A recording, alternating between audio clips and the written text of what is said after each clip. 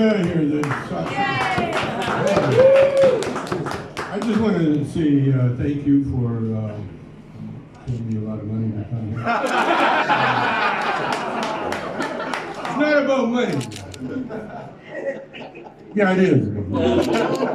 No, I'm really glad I came. I didn't know Kingston was on the water. Really, every time I've been in Kingston, it was always dark and I was always stoned. So but you know, like he said, I've been, you know, an advocate. Well, I've been a pothead forever. And I went to jail because I was selling bombs.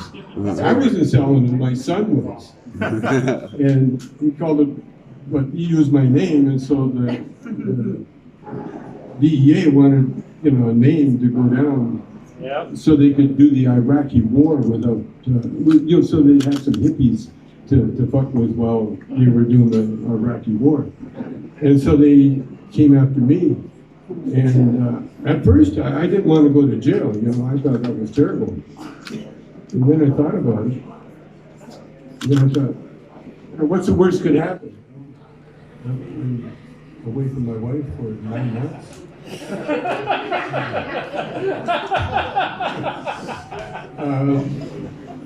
And I'm there with a lot of stoners. And I was like a hero then.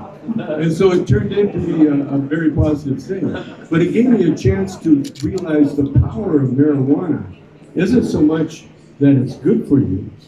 It's the power is that you don't have to do it. It's not addictive. I laid off pot for 3 years. And other than thinking about it, you know, physically, it really helped me.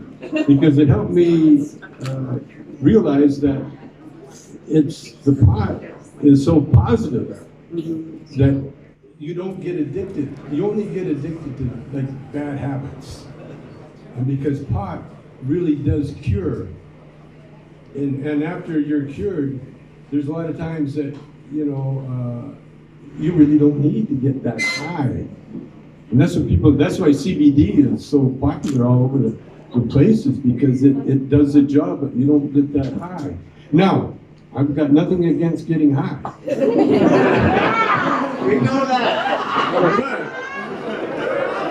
But when you realize that you don't have to depend on pot to get high, because it's all in the brain. See, that's what pot does. That's what marijuana does. It affects the brain.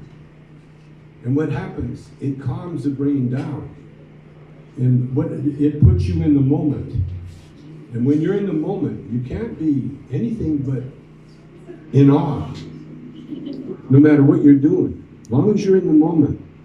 And see, people have problems when they live in the past. They think about what it used to be like, and it's not there anymore, so they worry about that. Or they worry about the future, which will never come. The future's and you can scare the shit out of yourself thinking about the future. Oh, I talk to people all the time, you know, well, this AI is going to ruin the world, and you know, in a few years we're not going to be on this planet. We won't be able to live on this planet anymore. All these weird things.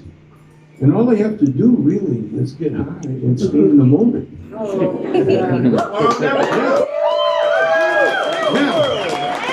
there is problems with that, especially if you're driving. Because I don't know how many times I've sat at a stop sign waiting for the light to change. Sorry. And the worst thing when you're driving is that you're going too slow. I had a cop pull me over one time, and he was walking beside me. He said, "All right, pull over, get over there." And then he said, "Ask me what's wrong." And he said, "You know why I stopped you?" And I said, "No." He said, "You're driving too slow." And he said, "Why are you driving so slow?" And I said, "Well, because I don't know where I'm going." And he said, "Okay, where are you going?" "Home." And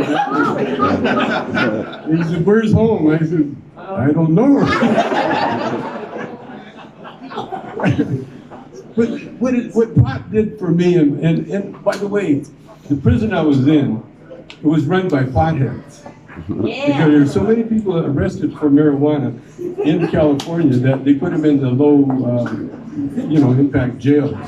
And so I was there, and the potheads ran the jail. And it was great, man. We had 24-hour TV.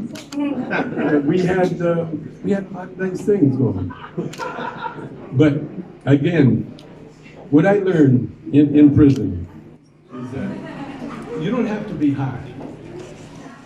All you have to do is realize that you are what you think you are. Yeah. That's what you have to realize. And I learned one thing. This is what I learned in prison. You know, I studied all the religions, and they have one thing in common. They all worship God.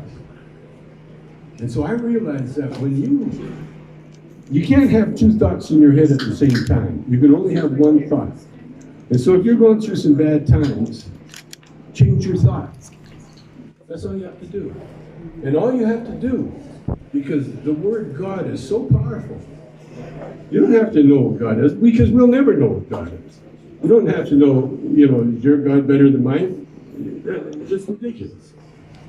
All you have to do is just have that word in your mind. Replace whatever thought you have in your mind.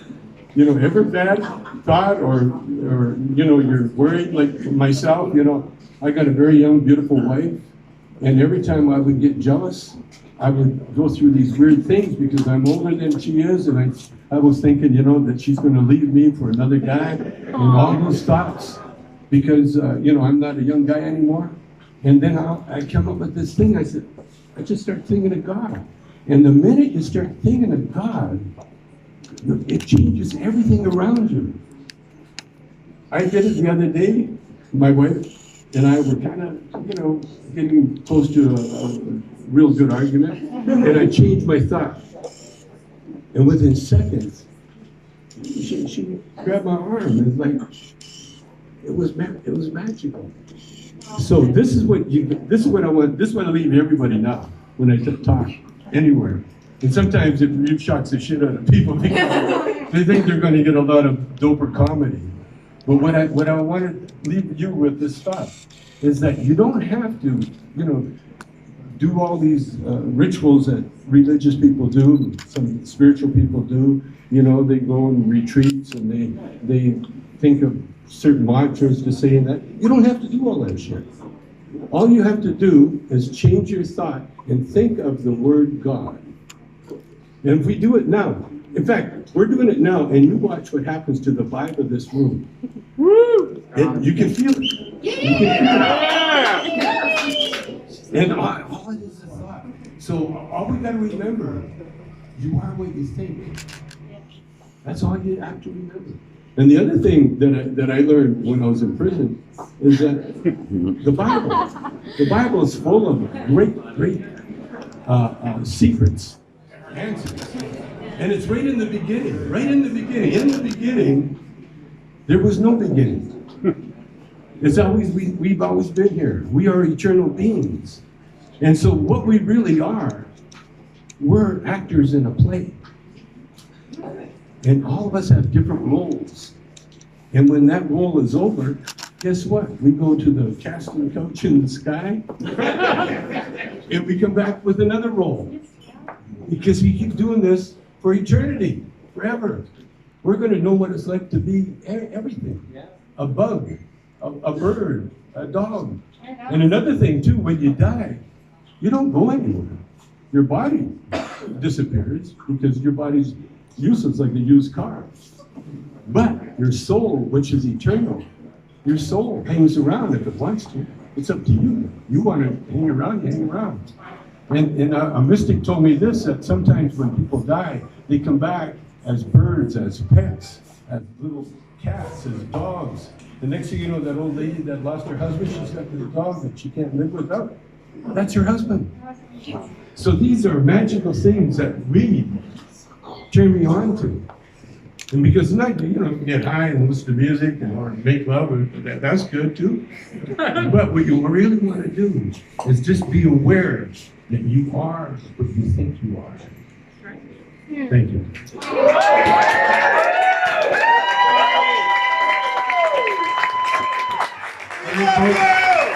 Everybody have a great night.